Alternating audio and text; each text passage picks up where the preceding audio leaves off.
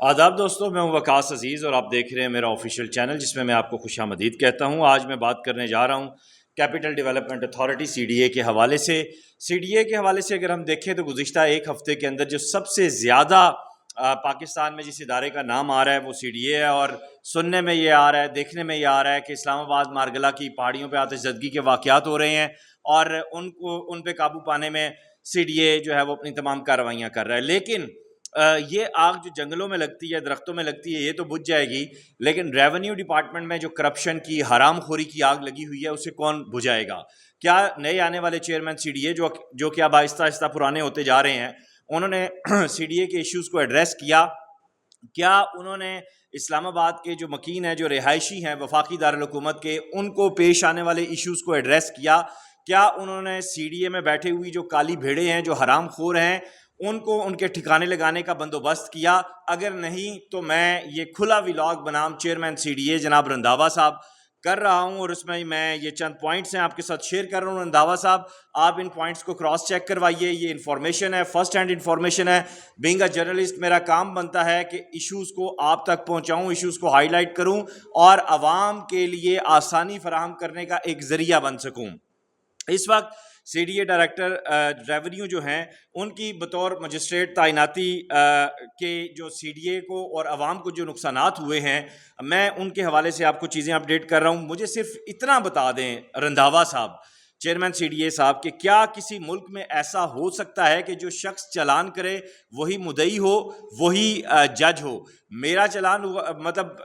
یہاں پہ مجھے یہ سمجھنے میں قاصر ہوں کہ پراپرٹی ٹیکس اور ریونیو کے معاملات میں ایک سال میں کتنی ہیر پھیر ہوئی کسی کو نہیں پتا، اور جو میرے ذرائع ہیں انہوں نے مجھے کنفرم کیا کہ فنگر ٹپس پہ بھی نہیں گنا جا سکتا اور نہ ہی کسی کاؤنٹنگ مشین میں آ سکتی ہے۔ اب کن کن ملازمین نے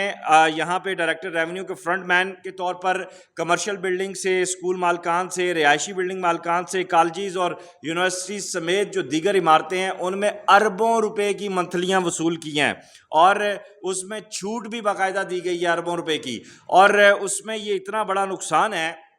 جو براہ راست CDA کو ہو رہا ہے، جو براہ راست حکومت پاکستان کو ہو رہا ہے۔ کیا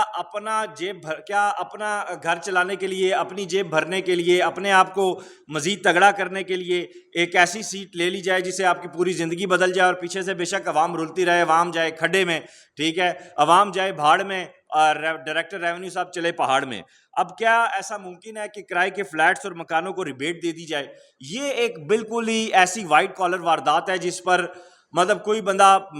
انگشت بنندہ عقل جو ہوتی ہے نا وہ رہ جاتی ہے۔ یہ کہاں کا قانون ہے؟ یہ کہاں کا انصاف ہے؟ مجھے یہ بتایا جائے کہ CDA کے جو لاز ہیں ان میں کہاں یہ لکھا گیا ہے کہ کرائے کے فلیٹس اور مکانوں کو ریبیٹ دیا جائے؟ اب یہ یہاں تک جو باتیں ہیں، کیا یہ باتیں ان پہ چیئرمین CDA ڈائریکٹر ریونیو صاحب سے جواب طلب کریں گے؟ اگر کریں گے تو یقین مانیں رنداوا صاحب، آپ کو بھی اسلام آباد کی اس گرمی میں ٹھنڈ پڑ جائے گی۔ بات صرف یہاں تک ہی نہیں ہے، F11 کے ایک گھر کو جو 75% جرمانہ معاف کیا گیا ہے، میں اب آپ کو کنفرم بتا رہا ہوں، شور شاٹ بتا رہا ہوں، ذرائع نے چیز بتائی ہے کہ جس F11 کا گھر ہے، اب یہ رنداوا صاحب آگے میں اگر آپ کو نہیں پتا چل رہا، اگلے ویلاگ میں آپ کو بتا دوں گا، اس گھر پہ جو 75% جرمانہ معاف کیا گیا ہے اس سے ڈائریکٹر ریونیو کی کیا رشتہ داری تھی؟ اسلام آباد اور رمادہ ہوٹل میں کس کی پارٹنرشپ ہے؟ کون مفت ہائی ٹی اور مراعات لیتا ہے؟ یہ ذرا رنداوا صاحب تھوڑی تکلیف کیجئے نا، اپنی جو آپ کی انویسٹیگیشن ٹیم ہے اس کے سامنے سارے پوائنٹس رکھے، انہیں کہیں یہ آپ کو بتائیں، آپ آمدن سے زائد اثاثات چیک کروائیں، آپ تھوڑی سی یہاں پہ ورکنگ کریں۔ اگر آپ کی ٹیم آپ کو نہیں صحیح جواب دیتی، نہیں بتاتی، تو ہم حاضر ہیں، ہم کس لیے ہیں؟ اب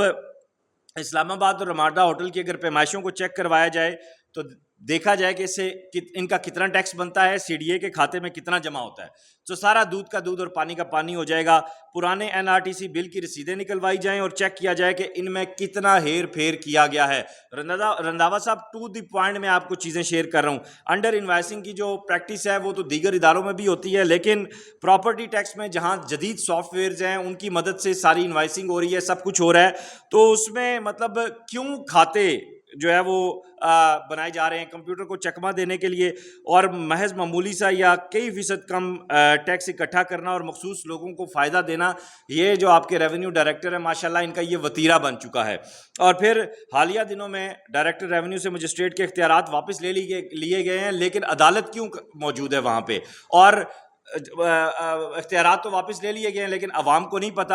ابھی بھی اس عدالت کو سامنے رکھ کے جعلی چالان ذرائع کے مطابق بنائے جاتے ہیں، لوگوں کو بلیک میل کیا جاتا ہے، اور کئی فیکٹریز ہیں، آپ کہیں گے تو ہم ان لوگوں کو بلا لیں گے، وہ آ کے آپ کو بتا دیں گے۔ اگر آپ رنداوا صاحب اس کی تکلیف نہیں کرتے، ان سب کے میں انٹرویوز کرتا ہوں اور آن ایئر چلا دیتا ہوں، اور اندر دا ٹیبل جو ہے وہ ڈیل کی جاتی ہیں ان سے ڈرا دھمکا کے۔ اب یہ جو کرپشن کی آگ ہے، یہ جو حرام خوری کی آگ ہے، یہ جو شہر کو تباہ کرنے کی آگ ہے، رنداوا صاحب یہ کون سا آپ ہیلی کاپٹر لائیں گے جس میں آپ ان سب لوگوں کو جو ہے نا وہ بھر کے جا کے انہیں پھینکیں مارگلہ کی پہاڑیوں میں، تاکہ شہر جو ہے وہ گندگی سے غلاظت سے پاک ہو سکے؟ اور اگر کوئی ملازم ایمانداری سے کام کرتا ہے، اپنا کام پورا کرتا ہے، فرائض شناسی کے ساتھ چلتا ہے، تو یہ ڈائریکٹر ریونیو صاحب اس کو تنگ کرنا شروع کر دیتے ہیں۔ ایسے ملازمین کی بھی آپ نے داد رسی کرنی ہے، ان سے ذرا باز پرس کر رہے ہیں، اور اگر آپ یہ باز پرس نہیں کرتے تو رنداوا صاحب یہ سیریز آف ولاگ اسی طرح چلے گی، سیریز آف انٹرویو اسی طرح چلیں گے، اور میں لمحہ بلمحہ آپ کو اپڈیٹ کرتا رہوں گا۔ اس ویڈیو لاگ کو زیادہ سے زیادہ شیئر کیجیے گا، اپنا خیال رکھیے گا، خدا حافظ۔